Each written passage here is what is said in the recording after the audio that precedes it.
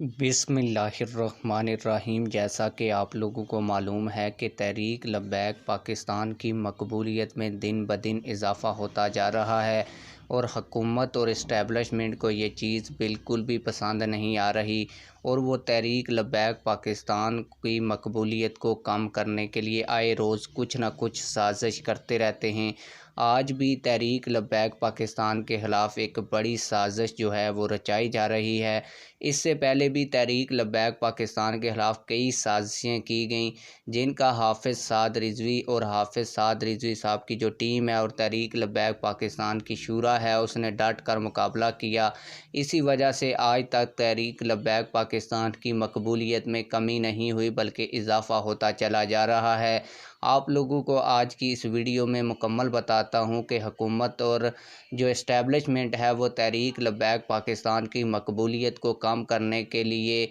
कौन सी साजिश रचा रही है और हाफ़िज़ साद रिज़वी और तहरीक लब्बैक पाकिस्तान इस साजिश से कैसे बच सकते हैं। लेकिन वीडियो में आगे बढ़ने से पहले आप लोगों से एक छोटी सी रिक्वेस्ट है, अगर आपने अभी तक हमारे इस चैनल को सब्सक्राइब नहीं किया हुआ तो चैनल को लाजमी से सब्सक्राइब कर लें ताकि आने वाली नई वीडियोज़ आप लोगों को बर वक्त मिलती रहें। आप लोगों को बताता चलूँ कि तहरीक लब्बैक पाकिस्तान जब से बनी है उस वक्त से तहरीक लब्बैक पाकिस्तान के ख़िलाफ़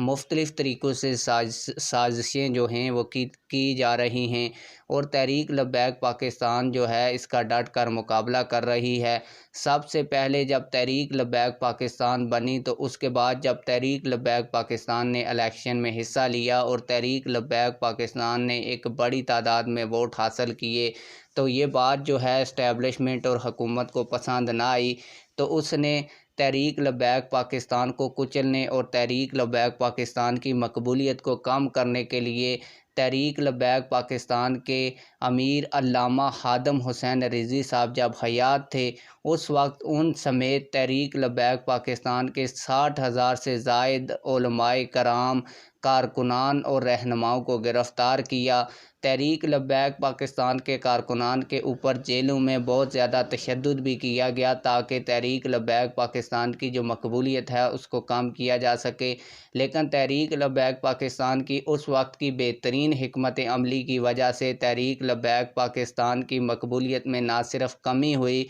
बल्कि तहरीक लब्बैक पाकिस्तान दुगनी रफ्तार से मकबूलियत हासिल करने लगी। उसके बाद तहरीक लब्बैक पाकिस्तान के साथ एक दफ़ा फिर साजिश की गई, वो भी मैं आप लोगों को बताता हूँ और जो अभी की जो हुकूमत है वो क्या साजिश कर रही है वो भी मैं आप लोगों को बताता हूँ। आप लोगों को बताता चलूँ कि जब ये साजिश कामयाब ना हुई तो उसके बाद तहरीक लब्बैक पाकिस्तान के जो नए अमीर बने हाफ़िज़ साद रिज़वी साहब उनको गिरफ़्तार किया गया। जब उनको गिरफ़्तार किया गया उसके बाद तहरीक लब्बैक पाकिस्तान के कारकुनान और रहनुमाओं को भी गिरफ़्तार किया गया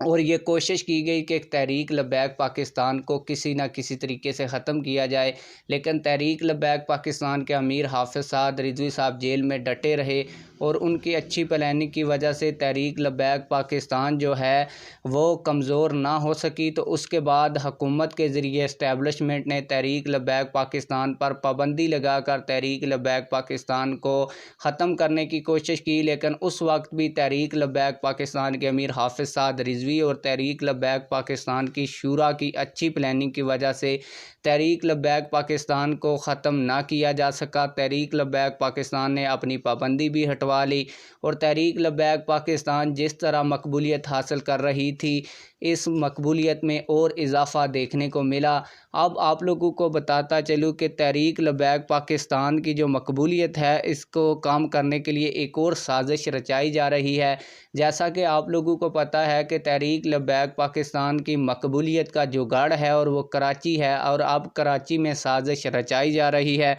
आप लोगों को बताता चलूँ कि तहरीक लब्बैक पाकिस्तान ने 2018 के इलेक्शन में कराची से सबसे ज़्यादा वोट हासिल किए थे और कराची से ही 3 सीटें हासिल की थीं। इसी वजह से इस्टेब्लिशमेंट जो है वो कराची से तहरीक लब्बैक पाकिस्तान को कमज़ोर करना चाहती है। 2018 के इलेक्शन से पहले MQM ने कराची से एक बड़ी तादाद में वोट हासिल किए थे, लेकिन तहरीक लब्बैक पाकिस्तान उस वक्त नहीं बनी थी और तहरीक लब्बैक पाकिस्तान जब बनी तो उससे पहले MQM के जो रहनुमा थे अल्ताफ़ हुसैन साहब उन्होंने मुल्क के साथ गद्दारी की, मुल्क के ख़िलाफ़ नारेबाजी की और इंडिया के हक़ में नारे लगाए, जिसके बाद उनको पाबंदी का सामना करना पड़ा। और अब उन्हीं को जो पाकिस्तान के ख़िलाफ़ नारे लगाता है उसको एक्टिव किया जा रहा है और इससे पाबंदी हटाने की बातें की जा रही हैं। और ये बातें इसीलिए की जा रही हैं ताकि तहरीक लब्बैक पाकिस्तान का जो गढ़ है कराची, इसमें तहरीक लब्बैक पाकिस्तान की मकबूलियत को कम किया जाए और MQM को दोबारा एक्टिव करके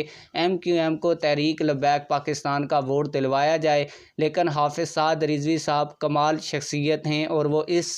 प्लानिंग से भी और इस साजिश से भी निकल जाएंगे, क्योंकि अब तक तहरीक लब्बैक पाकिस्तान की मकबूलियत को कम करने के लिए कई हरबे अपनाए गए और वो हरबे ना सिर्फ हुकूमत के लिए वबाल जान बने। आप लोगों को पता है कि अब की बार भी जो हुकूमत साजिश कर रही है, इस साजिश में हुकूमत कामयाब नहीं होगी बल्कि घुटने टेकने पर मजबूर होगी और तहरीक लब्बैक पाकिस्तान को कराची में उससे भी ज़्यादा वोट मिलेंगे। अगर आप अल्ताफ़ हुसैन को एक्टिव कर भी लेते हैं तो इससे आपको कोई फ़ायदा नहीं होने वाला, बल्कि आगे आने वाले दिनों में अल्ताफ़ हुसैन जिस तरह इमरान खान को आपने